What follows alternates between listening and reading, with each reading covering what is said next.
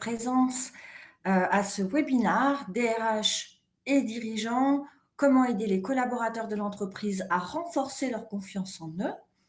Je vais tout de suite vous demander si vous le voulez bien, je vais vous demander de me confirmer que vous m'entendez bien grâce à la cellule de chat. Donc voilà, je vois que déjà des personnes sont en train d'écrire, donc ça veut dire que vous m'entendez bien. Super, merci beaucoup. Merci beaucoup. Super. Alors, eh bien, écoutez, je vais commencer ce webinaire par une statistique. Alors, 39 des personnes disent manquer de confiance en elles en France, hein, d'après une étude menée en 2018 par l'IFOP en collaboration avec la Fondation Jean Jaurès. Donc, c'est la statistique la plus récente que j'ai trouvée sur ce sujet. Alors du coup, mon objectif aujourd'hui va être de partager avec vous les vrais enjeux de la confiance en soi des collaborateurs pour l'organisation et des clés et solutions pour la renforcer et ainsi les aider à se sentir pleinement légitimes dans leurs fonctions, prendre du recul et garder leur calme lors de tensions, exprimer spontanément leurs opinions et s'affirmer avec clarté et aplomb, manager les personnalités difficiles avec aisance et assurance, et enfin, faire face au changement avec confiance et efficacité. Voilà pour mon objectif du jour. Alors, le programme de ce webinaire, nous commencerons par, je commencerai en l'occurrence par aborder les vrais enjeux de la confiance en soi des salariés pour l'organisation. Nous verrons ensuite comment repérer un problème de confiance en soi chez un salarié et lui apporter une aide efficace. On abordera 4 clés que vous pourrez mettre en œuvre immédiatement, donc 4 clés opérationnelles pour soutenir et renforcer la confiance en soi des collaborateurs de l'entreprise.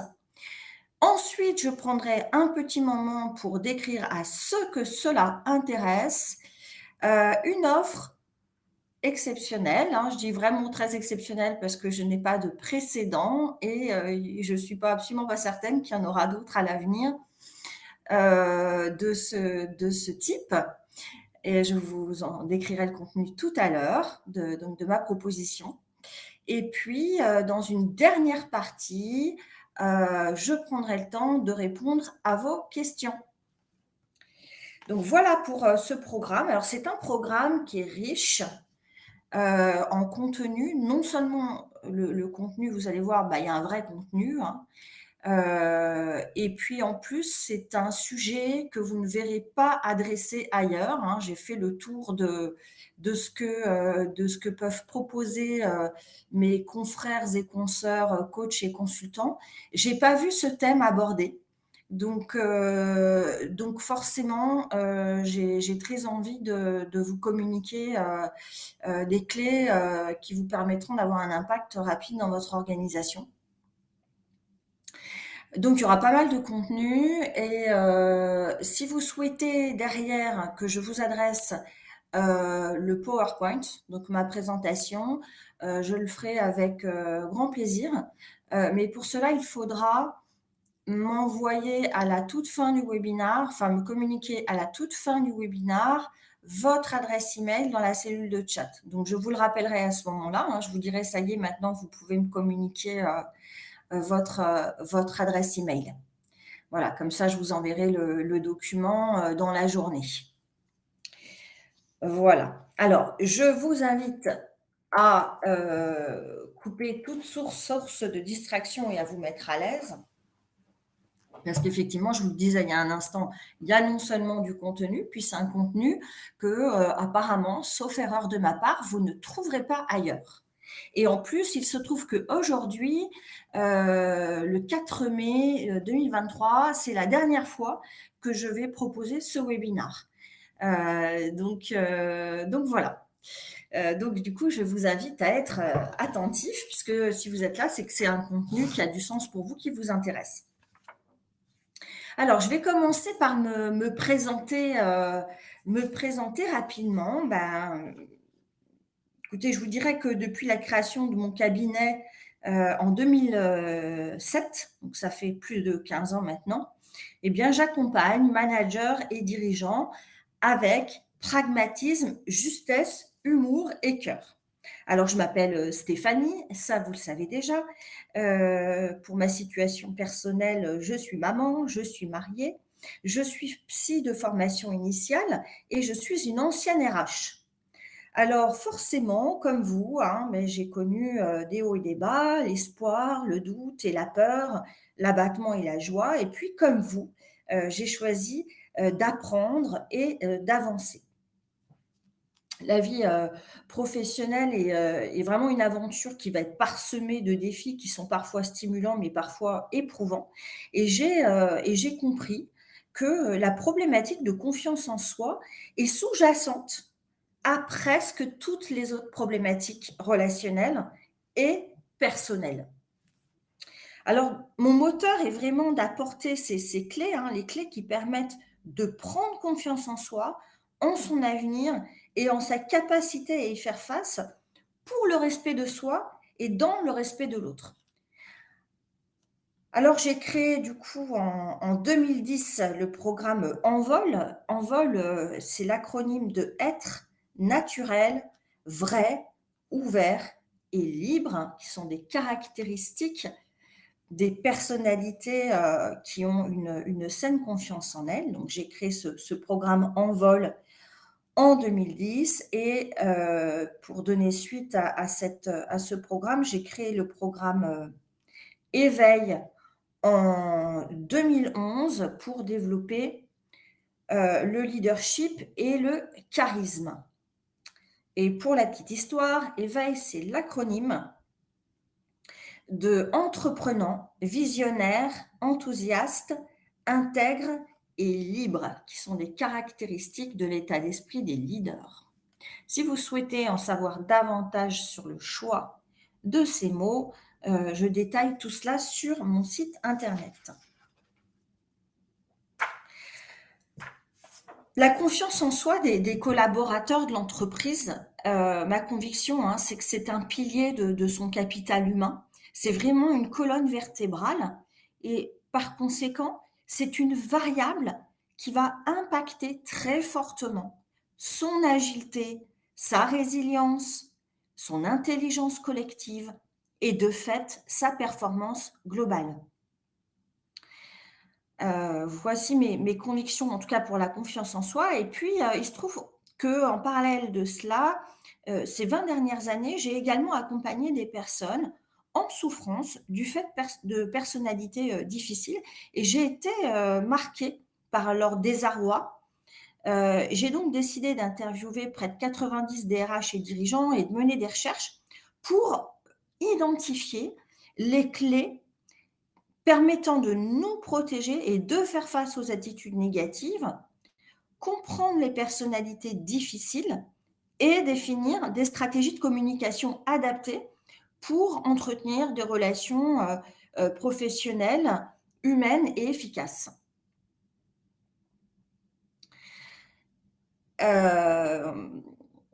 Alors, je vois qu'une personne a un souci de son. J'espère que, apparemment, hein, j'ai pas eu d'autres signalements, donc je pense que ça doit être bon pour les autres personnes. C'est pour ça que je n'ai pas réagi. Je me permets également de vous partager une autre de mes convictions, hein, pour que vous puissiez comprendre dans quel état d'esprit je suis. Je crois que l'entreprise devrait être un lieu dans lequel chacun se sent en sécurité. En tout cas, c'est un sujet qui me tient à cœur. Et je crois que cela engage chaque salarié à prendre la pleine responsabilité de sa sécurité, déjà à titre individuel, et à poser ses limites. Et ça engage également les leaders à établir un cadre protecteur, hein, en prenant leur rôle de gardien du temple avec, solennité et en l'assurant avec courage. Voilà pour ma présentation. Je vous propose maintenant d'aborder ensemble, quels sont, les vrais enjeux de la confiance en soi pour les salariés de l'organisation.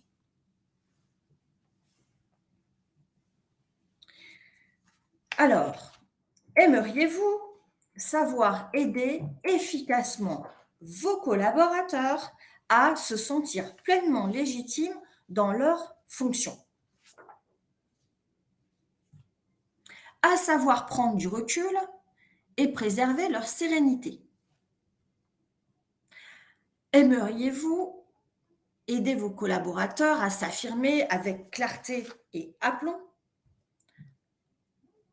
appréhender les personnalités difficiles avec aisance et assurance et faire face aux changements avec confiance et efficacité? Eh bien, si c'est le cas, eh bien, vous êtes pas seul. Voici quelques chiffres que j'ai été chercher hier soir.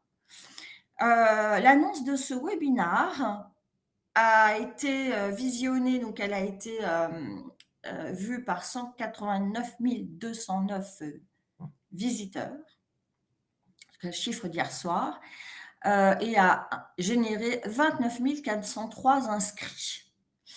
On est apparemment, de ce que me disait la personne qui travaille avec moi pour organiser ces événements, c'est du jamais vu, en tout cas d'après cette personne-là, qui organise, de très, très, très nombreux webinars.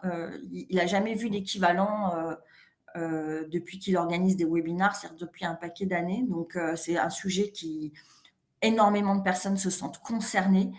J'ai mis qu'effectivement, ça représente à peu près à 15,5% des visiteurs qui se sont inscrits, contre 0,8% en moyenne.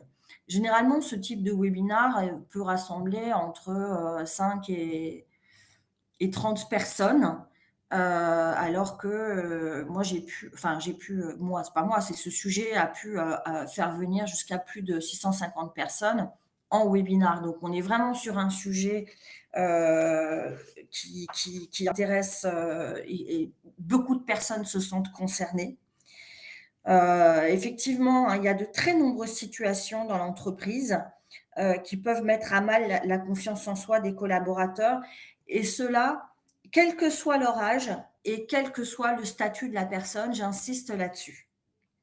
J'insiste beaucoup là-dessus parce que ça, c'est pas une donnée qui est évidente pour mes clients.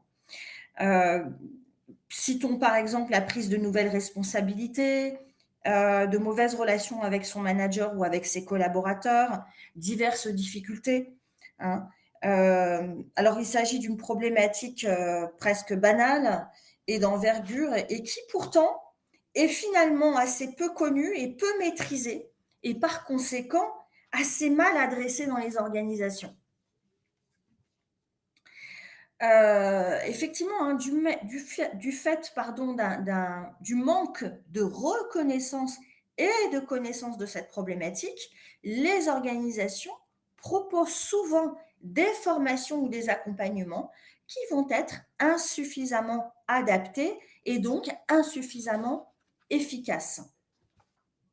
Or, le manque de confiance en soi des collaborateurs a des conséquences très importantes pour eux. Citons par exemple la démotivation, la souffrance au travail, l'inhibition de la parole, de l'action et dans la prise de décision, la perte de créativité, la résistance au changement, la rigidité, le manque d'écoute, etc.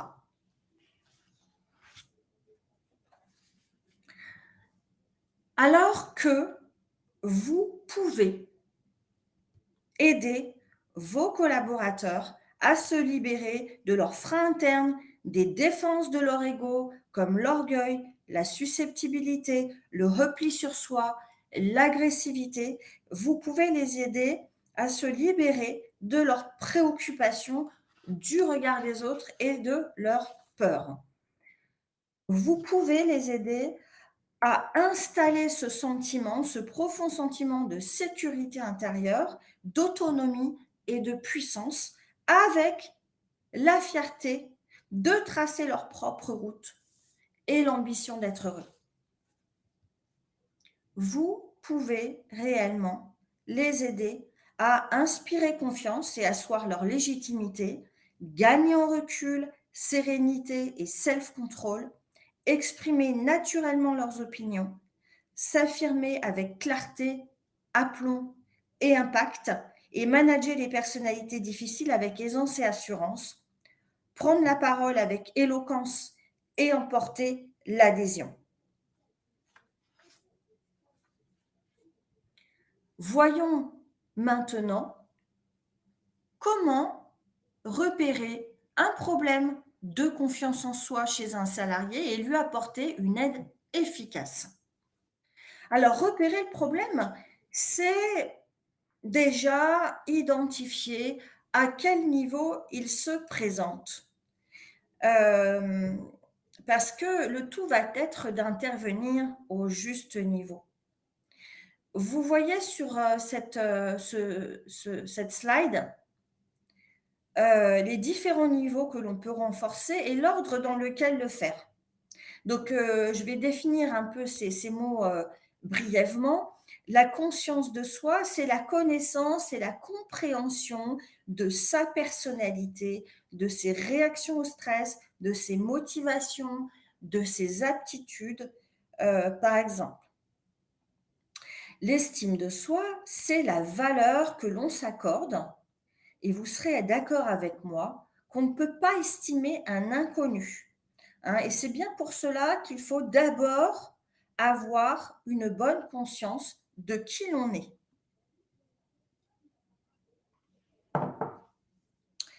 La confiance en soi, c'est le sentiment de se sentir capable, le sentiment que l'on peut compter sur soi pour faire face aux situations. L'affirmation de soi ou l'assertivité, c'est, déjà se sentir libre de s'exprimer, de poser ses limites, sans se réduire, ni avoir besoin de dominer. Le leadership, c'est la capacité à donner envie aux autres de vous suivre et de se dépasser. Et enfin, le charisme, c'est la capacité à capter l'attention, pardon, inspirer, voire fasciner. Lorsque l'on manque de confiance en soi, par exemple, du coup, on aura du mal à répondre à ces questions-là. Qu'est-ce qui est réellement important pour vous dans la vie?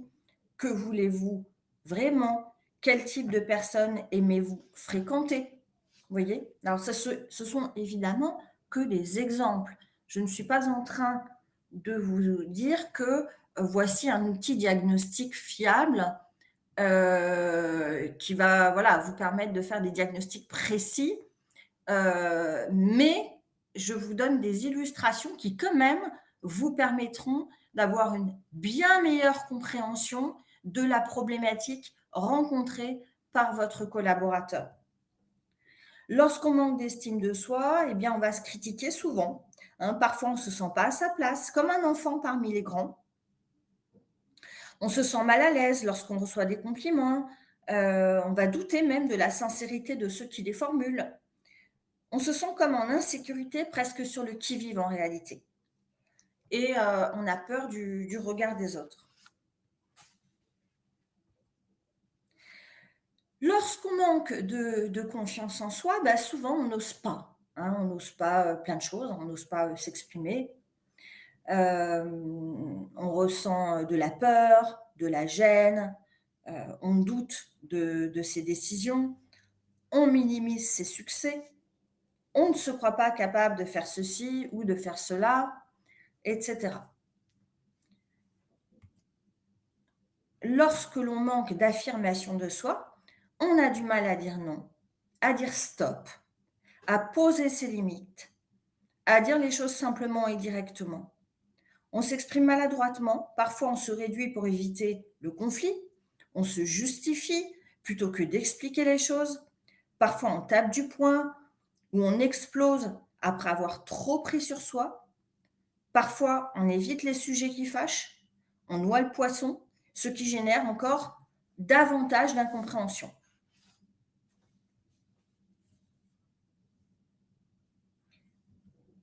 Voyons maintenant 4 clés pour soutenir la confiance en soi des collaborateurs. Première clé, formuler des feedbacks bienveillants et constructifs. Je vais parler des feedbacks que vous faites aux candidats internes non retenus pour un poste, par exemple. Eh bien, voilà comment vous pouvez vous y prendre. Vous pouvez commencer par féliciter la démarche, puis argumenter votre refus de la façon suivante, sélectionner un à deux axes d'amélioration maximum, sinon après c'est indigeste. Formuler les choses de façon extrêmement factuelle et précise, de façon à ce que la personne cerne très clairement ce dont on parle. Indiquer plutôt ce qui ne va pas, indiquer plutôt ce qui est attendu plutôt que ce qui ne va pas. Vous voyez? Parce qu'en réalité, là, il n'y a pas de problème chez la personne, hein. Le problème réside toujours dans l'écart entre le profil recherché et le profil présenté par la personne. Donc, pourquoi pointer les manques chez quelqu'un alors que en réalité, il a des manques que par rapport à cette évaluation. Donc, on peut plutôt pointer les attentes qui n'ont pas été satisfaites. Hein. Donc, il vaut mieux indiquer ce qui est attendu. Ça sera beaucoup plus protecteur pour l'estime de soi de votre interlocuteur. Et il vaut mieux effectivement décrire ce que vous attendez en termes de comportement et non d'identité. Enfin, vous pouvez terminer en valorisant d'autres atouts de la personne.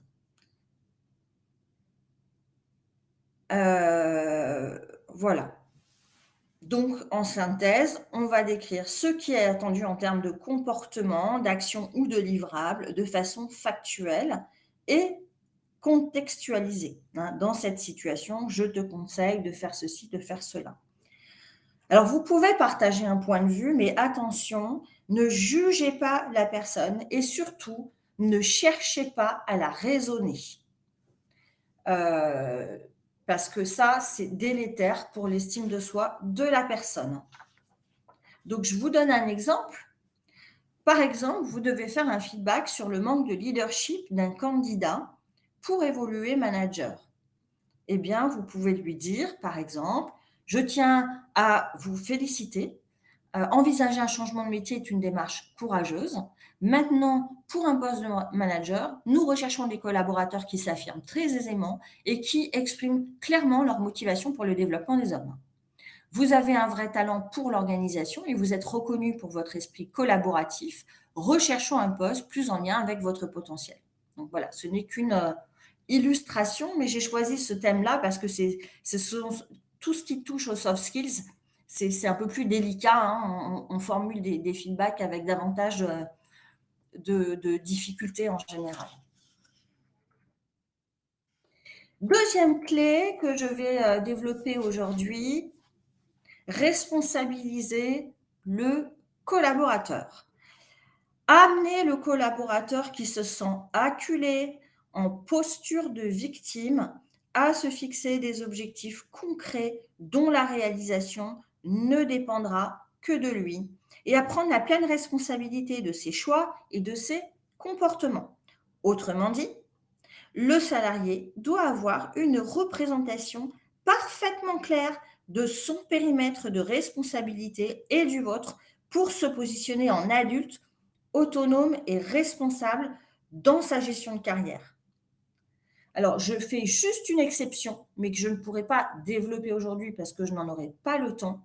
Mais l'exception à cette responsabilisation est le cas du harcèlement moral.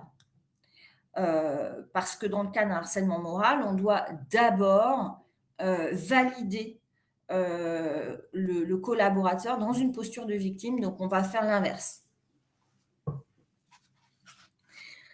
Heu, alors, une petite illustration concrète de ce que ça peut représenter pour vous en tant que RH ou en tant que dirigeant, eh bien, vous pouvez, co-construire un plan d'action suite à un entretien de gestion de carrière, où vous allez, heu, ensemble renseigner les actions qui seront à mener, heu et à quelle échéance.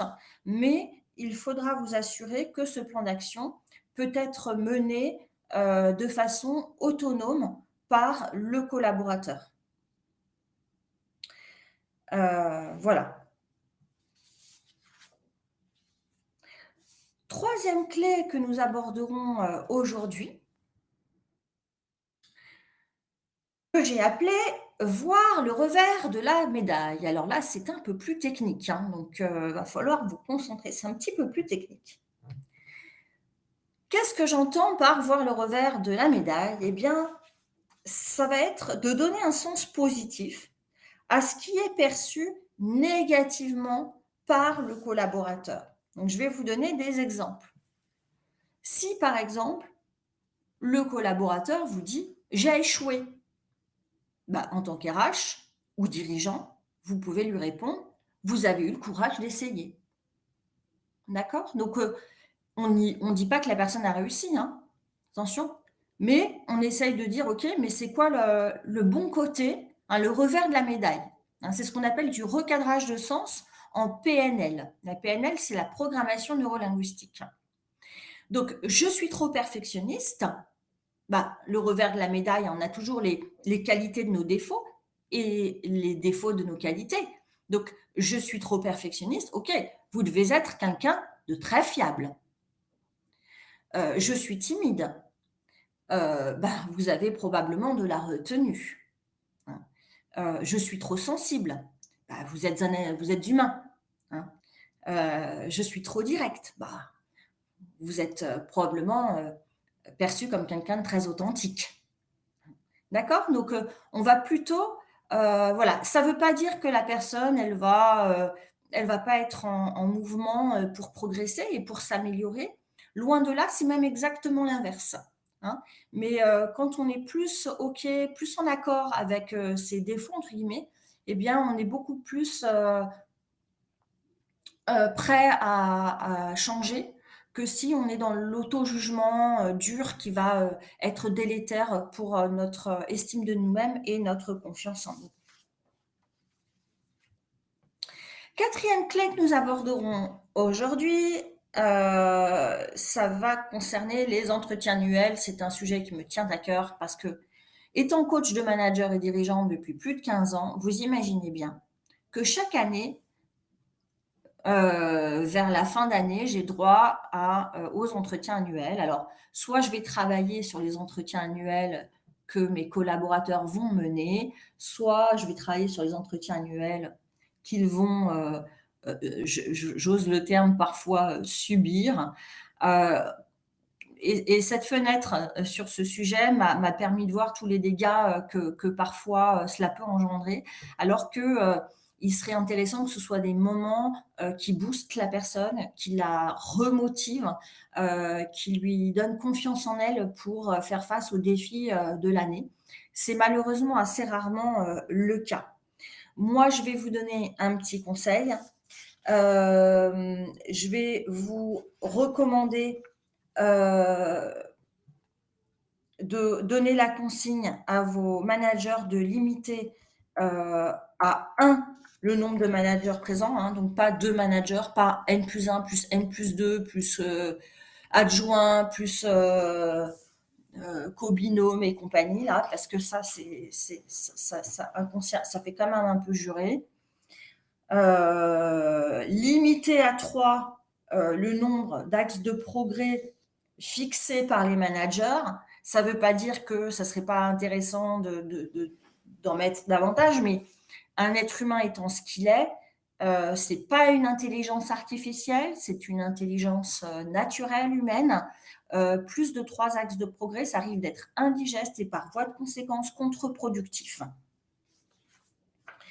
Et je vous invite également à limiter à 1h30 maximum la durée de l'entretien. Car d'une part, je suis sûre que vous serez d'accord avec moi, l'essentiel peut être dit en 1h30, hein, même moins, si vous voulez mon avis. Et seul l'essentiel est important. D'autre part, un entretien qui serait plus long, renvoie l'image d'une collaboration problématique. Quoi qu'on en dise, et ça fragilise la confiance en soi. Hein. Donc, il faut avoir un dosage qui soit juste pour préserver l'efficacité de ce moment-là, plutôt que de vouloir être exhaustif. Voilà. Alors, revenons, revenons à vous. Revenons à vos collaborateurs et revenons à vous. Si certains de vos collaborateurs sont actuellement en difficulté dans leur relation professionnelle, s'ils ne parviennent pas à se protéger, à s'affirmer, à asseoir leur leadership, si leur confiance en eux en est fragilisée, s'ils sont en souffrance, eh bien, attention. Attention parce qu'ils risquent de s'épuiser et de perdre durablement confiance en eux. Il y a une explosion, j'ai pas le chiffre en tête, donc je ne vais pas vous dire n'importe quoi, mais un confrère partageait avec moi des statistiques qu'il s'est procurées sur le nombre de burn-out déclarés ces dernières années. C'est exponentiel, à la limite, enfin, c'est sidérant. Je ne vais pas vous dire n'importe quoi, mais on va être sur des chiffres estimés à presque 3 millions de Français qui déclarent avoir ressenti, en tout cas, d'avoir vécu un burn-out. Ce qui n'est pas forcément attesté par un médecin, mais en tout cas, c'est un ressenti. Ça doit vraiment alerter les directions des ressources humaines parce qu'il se passe quelque chose qui a priori n'existait pas par le passé. Donc, il y a un vrai sujet qui est là, hein, actuellement. Donc, les collaborateurs, oui, ils risquent de plus pouvoir assurer leur mission avec efficacité, de dégrader leur employabilité en interne comme à l'externe. Et vous le savez, comme moi, si vous avez de l'expérience dans ce domaine, eh bien, de la dégrader sur du long terme. Hein, on parle de plusieurs années de reconstruction, hein, bien souvent. Donc, je vous invite à réagir. Vous savez, parfois, on va, et c'est bien humain et c'est bien normal, mais on va se focaliser sur le coût financier d'un accompagnement, d'un coaching, d'une formation. Heu, mais l'entreprise devrait également réfléchir au coût de ne rien faire. Parce que je pense que là, la décision serait prise plus rapidement d'intervenir. En tout cas, c'est ma conviction. Alors, je vais prendre maintenant quelques minutes avant d'aller sur la partie questions-réponses. Je vais prendre quelques minutes pour vous proposer, donc proposer d'écrire à ceux que ça intéresse une offre exceptionnelle. Elle est exceptionnelle, oui, clairement, parce que je ne l'ai jamais faite. Et je pense qu'il n'est absolument pas certain que je la referai à l'avenir. C'est peu probable d'ailleurs. Et donc, voilà. Alors, mon offre est la suivante. Je propose, hein, c'est une offre qui prendra fin le 1er juillet, qui a démarré le 1er avril, et donc 1er juillet, ce sera terminé, et j'ai limité à 15 places. L'idée, c'est de proposer donc mon programme de coaching individuel en vol, hein, pour développer la confiance en soi et l'affirmation de soi. de la façon suivante, hein, juste pour vous resituer. Il s'agit d'un programme en 12 étapes, c'est-à-dire qu'on a 12 séances d'1 h 30 qui vont être planifiées tous les 15 jours, environ sur 6 à 7 mois. Alors, les objectifs, hein, rapidement, de ce programme, c'est donc de renforcer la confiance en soi et l'affirmation de soi, prendre conscience de sa légitimité professionnelle, oser exprimer ses opinions, gérer ses émotions, s'affirmer sereinement avec clarté et aplomb, poser ses limites, appréhender les personnes avec aisance et assurance et faire face aux événements avec confiance et efficacité. Les atouts de ce programme sont les suivants. J'ai 13 ans de recul, hein, sur ce programme, donc je l'ai amélioré continuellement depuis 13 ans que je le propose. Si vous le souhaitez, vous pourrez consulter sur mon site internet des références très solides et des témoignages très forts de personnes avec lesquelles j'ai travaillé sur ces sujets. Je vous propose un lancement immédiat, c'est-à-dire que je prends l'engagement de proposer une première séance de prise de contact avec la personne qui sera coachée dans la semaine qui suit. Donc une première séance sera proposée dans la semaine qui suit la signature de la convention. Donc pour vraiment qu'il n'y ait pas d'inertie. Les séances peuvent se dérouler en distanciel ou en présentiel dans un cabinet de standing qui est à proximité immédiate des transports en commun, hein, du métro ligne 1, donc pour les franciliens, métro Béraud, et du RER A de Vincennes, hein, on est à quelques minutes à pied, donc dans un cadre extrêmement calme et agréable. En cas de besoin, moi je reste toujours disponible pour mes clients entre les séances. Pour revenir sur des notions, s'il y a une urgence, il y a une souplesse, hein, dans le déroulement du coaching, bien sûr. Le coaché peut récupérer tout le programme avec tous les supports pédagogiques, donc pour pouvoir aussi continuer à travailler sur lui-même, hein, à avoir tous les moyens, sa propre boîte à outils pour continuer à alimenter le cercle vertueux de la confiance en soi. Et bien sûr, je peux établir une convention de formation. Là où l'offre est exceptionnelle, c'est parce que je vais offrir en plus une séance découverte d'1 heure sans engagement aucun pour le bénéficiaire. Donc vous pouvez m'adresser des personnes, pour qu'elles puissent, échanger avec moi sur ce projet, sans aucun engagement, hein, de façon totalement libre. J'offrirai également une séance piqûre de rappel d'1 heure, 2 mois après la fin du coaching. Donc en tout, ça représente quand même 14 séances. Si nécessaire, je peux aussi vous conseiller, vous RH, vous dirigeants, sur la façon de présenter cette opportunité en interne, parce que c'est pas toujours facile, hein, de savoir comment présenter les choses. Et si pour votre organisation, vous partez sur une dizaine de coachings avec moi, je vous offrirai le 11e.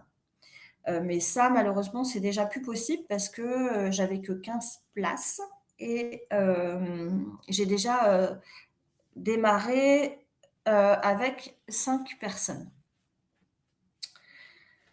Voilà. Alors, le tarif qui est aussi très intéressant, je vous propose de réaliser un premier règlement de 2 250 € au démarrage. Je vous propose qu'au terme de la 6e séance, si le coaché souhaite poursuivre, eh bien, on continue jusqu'à la fin du programme et un second règlement de 2 250 € sera demandé. Et si le coaché ne souhaite pas poursuivre, quelles que soient ses raisons, sans aucune justification, eh bien, le coaching s'arrêtera là, ce qui réduit considérablement votre prise de risque. Et du coup, le programme, effectivement, il s'agit normalement d'un programme que je propose, jusqu'à présent, hein, ces 13 dernières années, je le proposais à, 7 600 € hors taxe. Alors, si vous souhaitez, obtenir davantage de renseignements sur cette offre promotionnelle ou sur, mon offre, en entreprise, hein, pour les entreprises, et bien, si vous souhaitez qu'on en discute de vive voix, vous pouvez cliquer sur le petit bouton orange qui est situé en haut du diaporama. Grâce à ce bouton, vous arriverez sur mon agenda en ligne et vous pourrez réserver un créneau d'une demi-heure, donc directement dans mon agenda. Hein, donc, je me ferai, naturellement un plaisir de répondre à vos questions et de vous renseigner. Voilà. Vous retrouverez également le détail de cette offre sur mon site internet. J'ai créé une page, spécifique, donc qui sera encore en ligne, pendant, jusqu'au 1er juillet. Après, évidemment, ça ne sera plus en ligne et vous aurez quand même le détail des 12 étapes si ça vous intéresse, hein, que j'ai pas évoqué là parce que je ne souhaitais pas rentrer trop dans le détail. Heu, voilà, alors hop et hop, maintenant je vais prendre le temps de répondre à vos questions. Alors je vois que Leïla me demande s'il sera possible d'avoir un replay. Je pense que oui, je pense que oui. Je vais vous dire s'il y a un replay et je pense que oui à 90. Vous le retrouverez sur ma chaîne YouTube, et ma chaîne YouTube sera mise à jour, avant demain soir, d'accord? Alors, ma chaîne YouTube, c'est très facile d'y accéder. En fait, vous allez sur mon site, vous avez l'adresse là sur le slide, www.elysée-coaching.fr. Vous allez tout en bas, hein, dans la barre d'en bas, vous avez l'icône YouTube, vous cliquez dessus et vous arrivez sur ma chaîne. Et puis, ah d'accord, Lila. Bah, merci pour votre intérêt en tout cas. En tout cas, vous retrouverez le replay de ce webinaire et vous retrouverez aussi des replays de précédents webinaires sur d'autres thèmes, hein, qui pourraient éventuellement vous intéresser. Donc, je vous laisse me poser vos questions par rapport à ce sujet, si toutefois vous en avez, bien sûr, parce que normalement on termine à 12h15, mais s'il y a beaucoup de questions, je peux éventuellement rester un petit peu avec vous. Alors, je vois que plusieurs personnes sont en train d'écrire. D'accord, bah, merci à vous, merci à vous. Si vous souhaitez que je vous envoie cette présentation, et bien, par email, et bien, c'est maintenant qu'il faut m'indiquer dans la cellule de chat votre adresse email. Hein, et comme ça, je pourrai vous envoyer la présentation, avant demain soir. Voilà, donc je vous laisse là, quelques petites, minutes pour, le temps de taper votre adresse mail. Voilà, super.